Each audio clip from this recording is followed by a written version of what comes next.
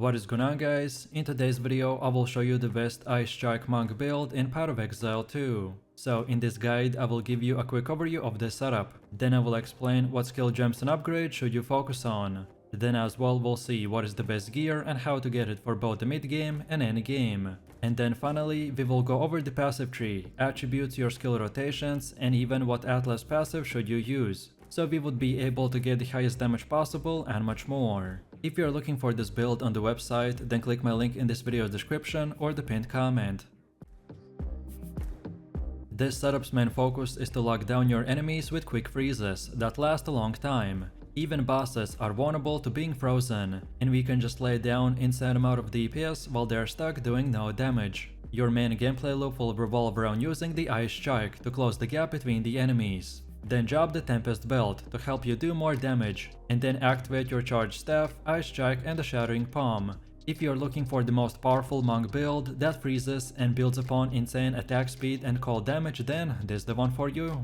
So let me show you the build, and for the main class I have chosen to go with the monk, and our Ascendancy is the Invoker. Then for the first skill we have the Ice Strike with support gems such as the Cold Infusion, Martial Tempo, Crescendo, Primal, Armament, and Inspiration. Then second we got the Shattering Palm with Execute, Blind, and the Ice Bite. Then next we got the Herald of the Ice with Magnified Effect, Cold Mastery, and Elemental Focus. Next we have the Ghost Dance with the Fast Forward and Clarity. Next up we have the Charged Staff with the Perpetual Charge, Persistence, and Maim. Then for one of the last ones we got the Unbound Avatar with Fire Mastery and the Lightning Mastery. Then next we have the Charge Infusion with no support gems. Next up we got the Tempest Belt with Rage, Heavy Swing, Glacianation, and Overabundance. Then for one of the last ones we have the Wind Dancer with Culling Strike, Cannibalism, and Vitality. And finally for the last one we are using the Combat Frenzy with Profusion and Precision. Most of this setup is structured around using the Ice Strike and the Tempest Belt to delete enemies in split seconds. So we use gems and skills that will support and increase their speed and damage, while the rest are powerful buffs and utility skills that usually get activated in the background. Next we also have a leveling build in case if you are starting your journey from level 0 and you want to use it up until about level 25, where you should start getting our most important skill like the Ice Strike. So first off we have the Glacial Cascade with support gem called the Magnified Effect. Then next we have the Frozen Locust with the Martial Tempo. Then next we also got the Shattering Palm with the Execute and the Ice Bite. And then finally we are using the Freezing Mark with the Persistence. This is your basic setup up until you get our build's two most important skills. In the early stages of progression, we're using the Glacial Cascade and the Frozen Locust as our main ability combo, as they're very powerful, especially at the beginning. Next up we have our passive tree, and if you're interested in a full in-depth guide on how it works, then check out my beginner guide. So let's take a look at our setup, and we want to start at the skill speed node. Then go like this until we get these three, so Flow like Water, Mindful Awareness, and the Step like Mist. Then next we keep continuing going like this, and take all of these, so the Flow State, Crashing Wave, then also Moment of Truth, and finally the Conservative Casting. Next we move forwards until we are here, and then we take the Killer Instinct and the Tenfold Attacks. Then next we now take the left side and keep going until this half circle, while on our way taking all of these blue nodes, as well as the Resonance Keystone, and then stopping at this Deep Trance node. Then now we want to circle back a little, and keep going up top until we get to this Spectral Ward. Then afterwards we go till the end, and now take the right side, and then get all of these nodes that you can see right here. And then finally from this point and onwards you can unlock the rest of the nodes in whatever order you prefer. All of these nodes that we got are very useful, but the ones I mentioned have the top priority, as they're the most important ones to acquire early on in the game, to make our build functional, and then in the late game to make it even more powerful. Also, as far as attributes go, you just simply want to fulfill your attribute requirements for the gear and skill gems, and then after that spend the rest of your leftover attributes into more intelligence. And then now let's go all the way to the middle again, and for Ascendancy build this is what we have. So at the beginning you want to unlock the Lead Me Through the Grace, then second get and Protect Me from Harm, then third we want to get I Am the Blizzard, and then finally for the last one we want an I Shall Rage. In PoE 2, earning skill points take a lot of hard work, so it will be smart not to spend your points recklessly. Of course, you can refund your passive points later, but only at a cost, so following a specific setup is extremely useful. If you are following this build, then make sure to not to deviate from it, as some of the decisions that I made might not make sense at first, but is going to pay off later. So feel free to use the exact same path as I have right here, and don't forget to check this video's description to find the link for this website, and this should make it easier for you to follow the tree. Next up we have our Atlas passives.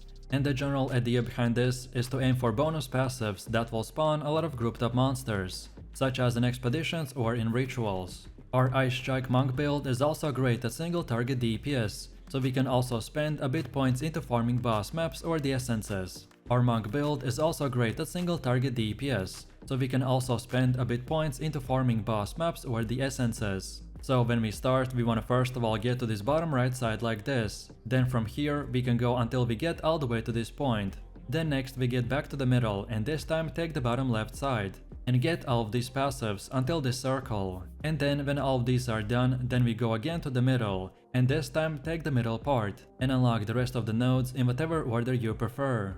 Next we have our gear. The weapon of our choice is the Expert Slicing Quarterstaff with the bonus stats like the increased physical damage, adds more to physical damage, more accuracy, increased crit chance and attack speed. Then for the helmet we have the Expert Veiled Mask with evasion and energy shield. And for extras we want more increased evasion and energy shield. Then also max life and mana. And finally any type of resistance like fire or cold. Then for chest we have the Expert Scalper's Jacket with evasion and energy shield. And for more we want evasion rating, max energy shield, reduced attribute requirements and chaos resistance.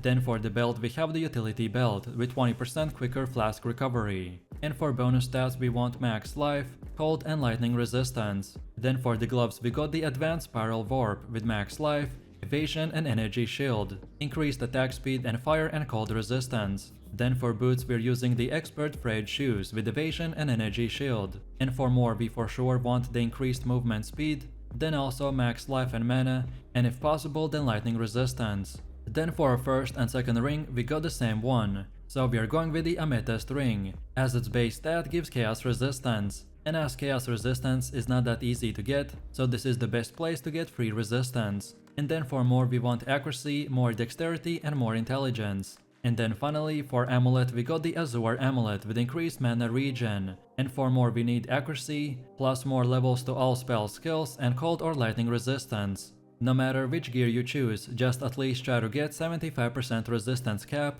on all 4 elements. This is a starter setup, which should be more of an example of what stats and prefixes to look for. The next we have the runes. During early item progression, most gear is socketed with resistant runes, like the Desert Rune, Glacial Rune or the Storm Rune. However, once your elemental resistances have been capped and elemental resistant runes are no longer necessary, then you want to opt in to increase your maximum life with body runes or consider socketing a soul core. So for our setup, on the weapon and jacket we have the Iron Rune. Then on our gloves we got the Storm Rune, and then lastly on our mask and shoes we are using the soul core of the Sadie. And as far as getting this gear goes, by far the best way to get better gear in the campaign is to check the vendor in the town each time you level up, as vendors change their offerings based on your level, so this is the best way to find upgrades. And then after level 65 you just want to keep continuing repeating your maps until tier 16. And again, for more in-depth tutorials check out my gearing guide video. Then on top of this we need to quickly look into the charms. Charms are incredibly useful, as by having the right one equipped at the right time can save you from dying. If you are struggling with certain bosses, then look into what damage type they are using, and then use that specific charm to increase your resistance. For me personally, I like to use the Amethyst charm for chaos damage, then Stone charm for stuns, and lastly the Ruby charm for fire damage. But as I said, which one you choose will entirely depend on the enemies that you are fighting, so feel free to experiment and mix and match. And now finally, let's quickly take a look at how this build will work, and I will show you 2 rotations. So first up we have a very basic rotation, which is meant to clear big monster groups and just weak enemies. So all that we want to do is use the Shattering Palm and then follow that up with the Ice Strikes. The Shattering Palm in this case will act as the first engage mobility tool and to increase our crit rate, so then we can simply spam the Ice Strikes and obliterate enemies in few seconds. Or then the second rotation we mainly use against single targets and bosses. So this time we want to start with using the Ice Strike 4 times.